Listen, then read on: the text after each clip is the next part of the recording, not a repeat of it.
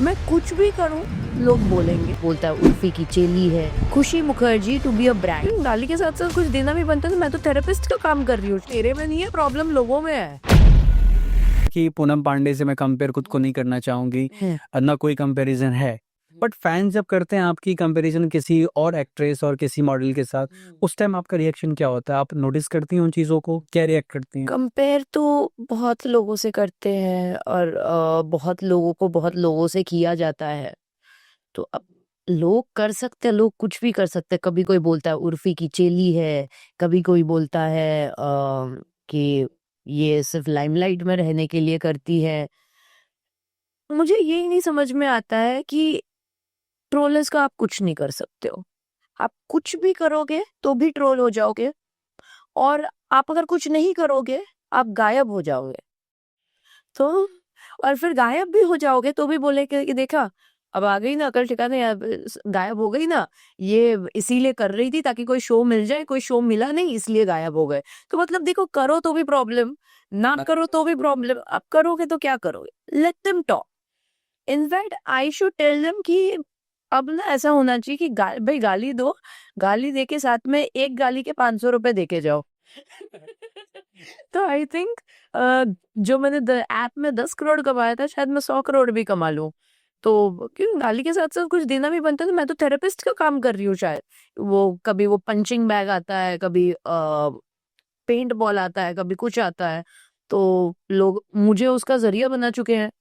लोग कमेंट करते हैं। अब जैसे मैं श्रीलंका गई थी अभी रिसेंटली, मैंने एक वीडियो भी बनाया है अपने इंस्टाग्राम पे इसी के रिलेटेड।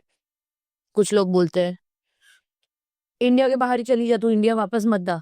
मैंने कहा ठीक है भाई, मुझे एक बंगलो दे दो और 10-20 करोड़ रुपए दे दो, मैं नहीं आती वापस। और अगर नहीं दे सकते तो आप कैसे बोल रहे हो उधर चली जा, मेरा खर्चा कौन उठाएगा? फिर मैं वापस आ गई श्रीलंका से। अरे तू क्यों वापस आ गई? अरे भाई मेरे होटल का एक्सपेंस, मेरा घूमने फिरने का एक्सपेंस, वो क्या आप भरोगे? मैं वापस नहीं आती हूँ। फिर मैंने बीच पे फुल मतलब एक बीच वेयर टाइप का ही ड्रेस पहना। अरे ऐसे कपड़े कौन पहनता है बीच पे? फिर मैं स्विमिंग पूल पे मोनोकिनी पहन के गई। आ गई औकात पे, मोनोकिनी पहन लिया। तो मैं कि स्विमिंग पूल में मैं बुर्का पहन के जाऊं या साड़ी पहन के जाऊं? वो तो मैं पहन नहीं सकती। फिर बोलेंगे तो स्विमिंग तो किया ही नहीं। अब मैंने शावर कैप नहीं पहना है, तो अब मैं क्या शावर कैप लगा के मैं क्या रील बनाऊं? फिर बोलेंगे कैसे कार्टून लग रही है, जोकर लग रही है। मैं कुछ भी करूं लोग बोलेंगे। और मैंने सब करके देख लिया। जब मैं मोटी थी, अरे कैसे ऐसे इसकी चर्बी लटक रही है। अब थोड़ा बहुत टोन डाउन कर रही हूँ, अरे कैसे मर्दानी सी बॉडी है। अरे भाई लोगों की प्रॉब्लम क्या है? प्रॉब्लम मेरे में नहीं है, प्रॉब्लम लोगों में है। लोग अपना कुछ थेरेपी करवाए। कोई कोई बोलता है कि खुशी को इसको अपना मेंटल हेल्थ चेक करवा लेना चाहिए। उल्टा मेरा मेंटल हेल्थ बहुत ठीक है, वरना इतना किसी को ट्रोल किया जाता ना, वो तो पागल हो जाता, अपने घर में बंद करके बैठ जाता। मैं तो फिर भी नॉर्मल हूँ। और वही है जो इतना अपना खून जलाए जा रहे हैं, उनको कोई मेडिसिन मेडिसिन या थेरेपी की शायद जरूरत है, मुझे नहीं है। जैसा आपने बताया अभी कि ऐप से आपने 10 करोड़ रुपए कमाए, क्या प्रोसेस होता है रेवेन्यू का? क्या ऐड आते हैं उस पे? किस तरीके से आप नहीं, ऐसा कोई कमाते ऐड वैड कुछ नहीं रहता है।